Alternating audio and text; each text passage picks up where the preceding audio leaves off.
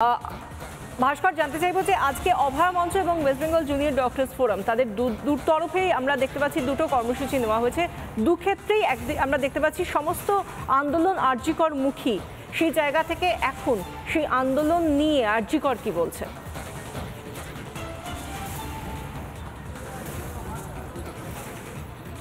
একদমই দেখো বিশাখা, কার্যত আর কিছুক্ষণ পর থেকেই যারা যে সমস্ত সহনাগরিকেরা বা যে সমস্ত চিকিৎসকেরা যারা এখনও অভয়া ন্যায় বিচারের দাবিতে লাগাতার সরব হয়ে রয়েছেন তারা আরজিকরে আসবেন। আরজিকরে হয়তো বা আজকের দিনে দাঁড়িয়ে এইভাবে তাদেরকে আসতে হতো না যদি 9ই আগস্ট অভয়ার ধর্ষণ করে খুন করা দেহটা এই চেস্ট মেডিসিন যে বিভাগের যে সেমিনার হল সেই সেমিনার হল থেকে উদ্ধার করা না হতো। এবং নিঃসন্দেহে দাঁড়িয়ে এই যে এমার্জেন্সি বিল্ডিং, এই বিল্ডিংয়েই চেস্ট মেডিসিন বিভাগ, আর সেখানেই পিজিটি হিসাবে কর্মরতা ছিলেন অভয়া, যাকে ধর্ষণ করে খুন করা হয়েছে। আজকে যার জন্মদিন, মানে ক্যালেন্ডারের নিয়মে জন্মদিন, কিন্তু তিনি আজকে তো আমাদের মধ্যে আর নেই। এবং সেই জায়গা থেকে দাঁড়িয়ে কোথাও একটা শূন্যতা গ্রাস করছে গোটা আরজিকর মেডিকেল কলেজ এবং সার্বিকভাবে রাজ্যের স্বাস্থ্য ব্যবস্থাকে। সহনাগরিকেরা, জুনিয়র ডক্টরস ফ্রন্ট বা অন্য যে সমস্ত চিকিৎসক সংগঠনগুলি রয়েছে তাদের তরফ থেকে আরজিকরে আসার আহ্বান জানানো হয়েছে। অভয়ার পরিবারের তরফ থেকেও কিন্তু পথে নামার যে আবেদন, সেই আবেদন জানানো হয়েছে। সেই জায়গা থেকে দাঁড়িয়ে কিন্তু আর কিছুক্ষণ পর থেকে হয়তোবা এই আরজিকর মেডিকেল কলেজ ও হাসপাতালের এমার্জেন্সি বিল্ডিংয়ের সামনের এই যে অংশ যেখানে অভয়া মঞ্চ তৈরি করে রাখা হয়েছে দীর্ঘদিন ধরে, এখান থেকেই লাগাতার কিন্তু সহনাগরিকেরা, চিকিৎসকেরা তারা বারবার অভয়া ন্যায় বিচারের দাবিতে সরব হয়েছেন। একবার ছবিটা দেখানোর জন্য বলবো বাসিমকে, বাসিম একটু ছবিটা দেখাও। এখনও অবধি কিন্তু বিচার চাই, উই ওয়ান্ট জাস্টিস, এই যে ব্যানার বা সেই যে বার্তা, সেই বার্তা দেওয়া হচ্ছে, সেই বার্তা দেওয়া রয়েছে।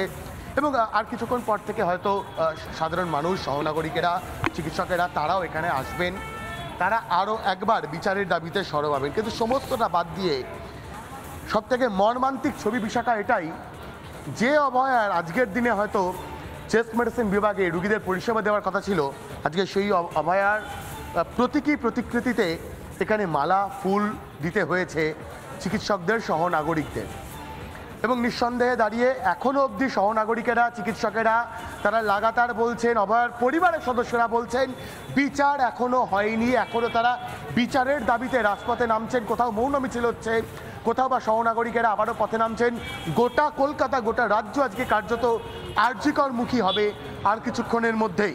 সেই জায়গা থেকে দাঁড়িয়ে বিশাখা, একদিকে অভয়া ক্লিনিকের যে কাজ অর্থাৎ free health check up camp, সেই ক্যাম্প চলছে, অন্যদিকে দাঁড়িয়ে আরজিকর মেডিকেল কলেজ ও হাসপাতালেও কিন্তু যাবতীয় যে প্রস্তুতি, অর্থাৎ প্রচুর সহনাগরিকেরা তারা আসবেন আরজিকরে, তারা আরও একবার ন্যায় বিচারের দাবি জানাবেন আজকের অভয়ার এই ক্যালেন্ডারের নিয়মের জন্মদিনের দিনটাতে।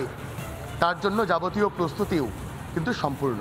বিশাখা, ধন্যবাদ ভাস্কর, তোমাদের প্রত্যেককে ধন্যবাদ। আমরা এই আজকের বিশেষ দিনটায় যেখানে সন্তানহারা বাবা মাও রাস্তায় নেমে এসে বলছেন যে তারা বিচার চান, তাদের মেয়ের বিচারের জন্য যেন সহনাগরিকরা তাদের পাশে দাঁড়ান এবং তাদের সঙ্গে জমায়েতে, মিছিলে সামিল হন, সেই জায়গা থেকে তার মা কি বলছেন একবার শুনুন।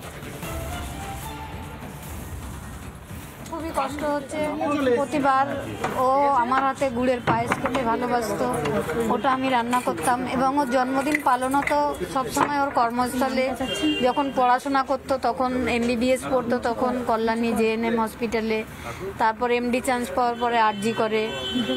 সারাদিন ও পেশেন্ট দেখে ওখানে কেক কেটে জন্মদিন পালন হতো। পরে রাতে বা বাড়িতে এসে বাবা একটা কেক এনে রাখতো, আমি একটা জামা এনে রাখতাম। আর কোনোদিন মেয়েকে ফিরে পাবো না, এই জন্মদিন যতদিন আমরা বেঁচে থাকবো পরপর আসতেই থাকবে, কিন্তু ও আর কোনোদিন আমাদের মধ্যে ফিরে আসবে না। এগুলো আমি আর মনে করতে চাই না, ওটা ভেবেই সারা রাত কেটে গেছে আমার।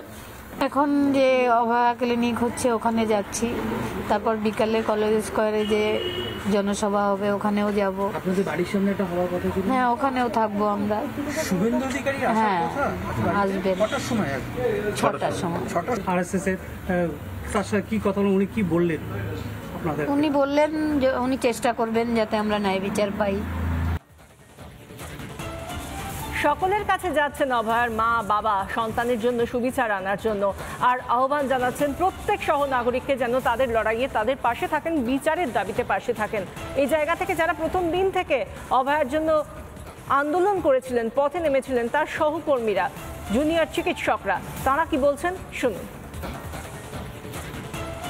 এখানে ওয়েস্ট বেঙ্গল জুনিয়র ডক্টরস ফ্রন্টের পক্ষ থেকে আজকে অভয়ার জন্মদিন সেটা মাথায় রেখেছি। কর্মসূচি হিসেবে আজকে ওর বাড়ির কাছেই আমরা এই অভয়া ক্লিনিক আজকে অনুষ্ঠান করছি এবং এখানে আশেপাশে অঞ্চলে যারা স্থানীয় বাসিন্দা তারা রোগী হিসেবে আসছেন এবং এটাই আমাদের প্রতিবাদের একটা ভাষা হিসেবে।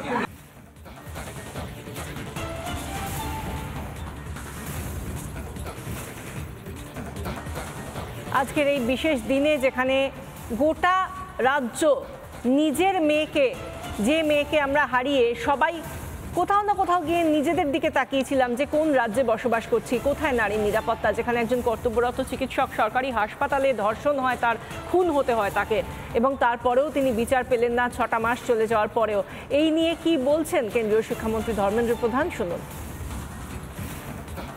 घटना बंगाल में हुई कई चीज़ों को वो सामने लेके आया। जो लोग उसमें संश्लिष्ट थे वो लोग कौन थे?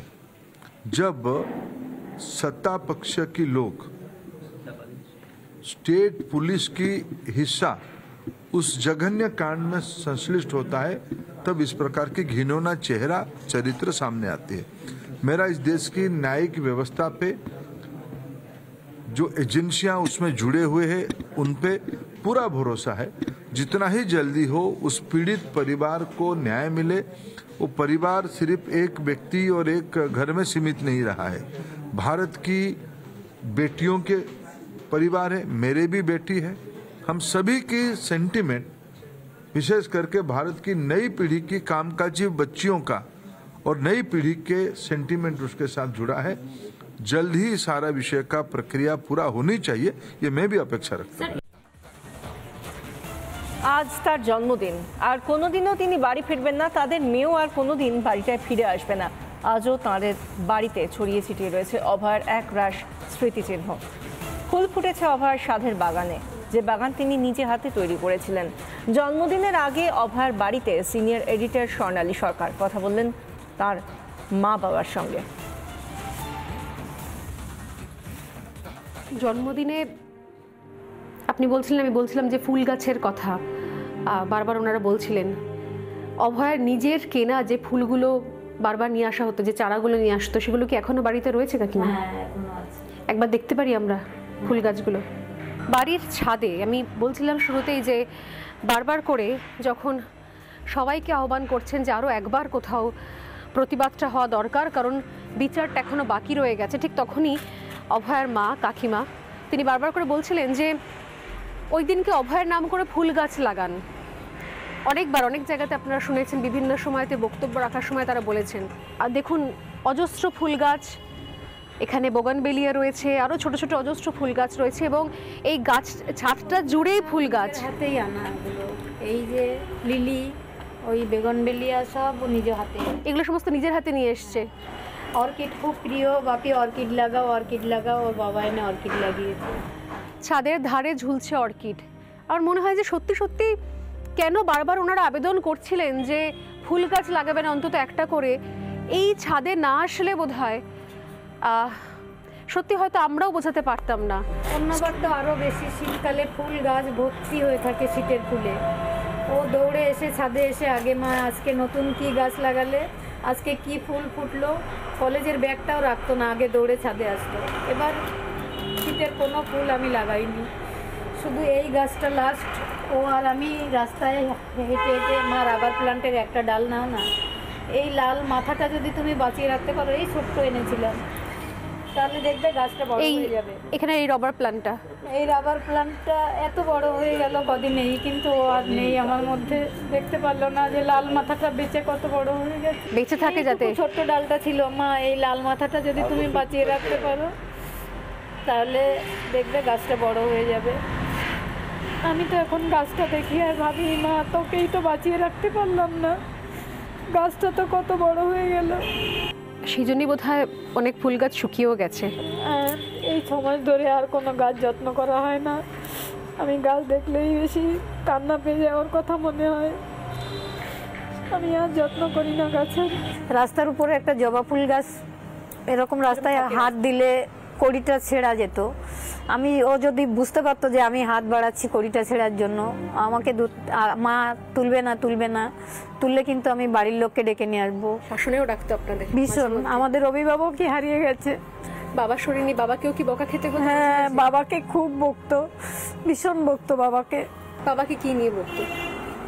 ওষুধ ঠিক মতো না খেলে, টাইমলি খাওয়া দাওয়া না করলে, রাতে বেশি রাত পর্যন্ত না খেয়ে থাকলে। এখন বাবা ঠিকঠাক ওষুধ খাচ্ছে টাইমে? হ্যাঁ। ঈশ্বর আপনাদের অন্তত সুস্থ রাখুন এবং যত দ্রুত সম্ভব এই লড়াই আপনাদেরকে জয়ী করুন। আর এইটুকুই শুধুমাত্র ঈশ্বরের কাছে প্রার্থনা যে ঈশ্বর আপনাদের অন্তত সুস্থ রাখুন।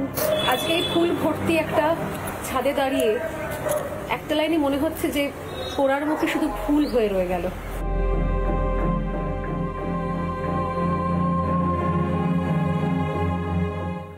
শুধু মানুষটা নেই, বরঞ্চ পড়ে রয়েছে একটা নাম, যে নামটা আমরা দিয়েছি অভয়া।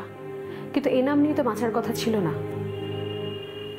কথা ছিল সসম্মানে নিজের নাম এবং তার কাজ নিয়ে একটা লম্বা ইনিংস, একটা সুন্দর গৌরবময় আলোকিত একটা অধ্যায় তৈরি করার। এবং তারা বারবার করে আবেদন করছেন সেই জন্য আরও একবার আমাদের সবাইকে একসঙ্গে সরব হতে, নাহলে বিচারটা চিরকাল অধরা থেকে যাবে। ক্যামেরা ধ্রুবজ্যোতি এবং দেবুর সঙ্গে স্বর্ণালী সরকার, রিপাবলিক বাংলা। নানা ধরনের কন্টেন্ট দেখার জন্য লাইক করুন, শেয়ার করুন আমাদের ফেসবুক পেজ, সাবস্ক্রাইব করুন আমাদের ইউটিউব চ্যানেল। পাশাপাশি অন্যান্য ব্রেকিং নিউজের জন্য অবশ্যই চোখ রাখুন রিপাবলিক বাংলায়।